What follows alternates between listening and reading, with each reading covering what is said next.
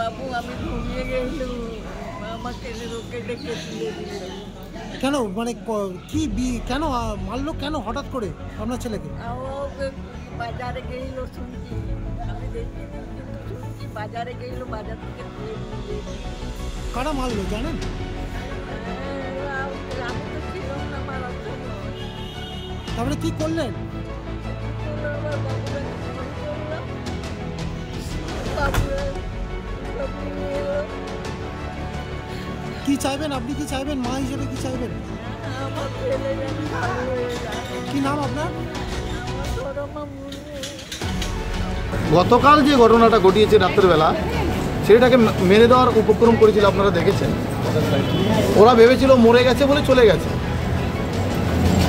ও প্রাণের দ্বারা হয়তো বেঁচে গেছে কোনোভাবে। তো এই তৃণমূলের যে সন্ত্রাস, যেটা ধনেখালি দীর্ঘদিন ধরে চলে, এক্ষেত্রে প্রশাসনের কখনো নজরদারি কীভাবে হয় আমি জানি না।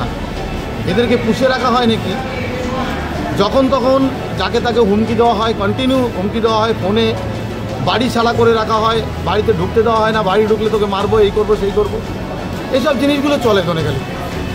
বৃদ্ধ মা আছে, আর কেউ নেই, ছেলে আছে, সংসারটা কীভাবে চলবে?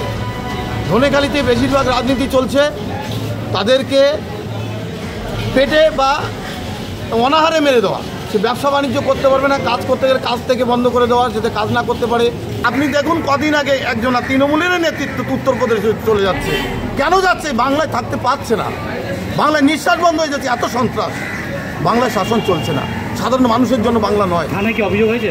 থানায় আমরা অভিযোগ দায়ের এক্ষুনি নিয়ে যাচ্ছি, সব মাকে নিয়ে যাচ্ছি, আমরা এক্ষুনি অভিযোগ দায়ের করব। এবং এটা একটা এসটি সম্প্রদায়ের জাতি, তারা কালকে হুল দিবস ছিল, আজকে সেই অবস্থায় তাদেরকে মারা হয়।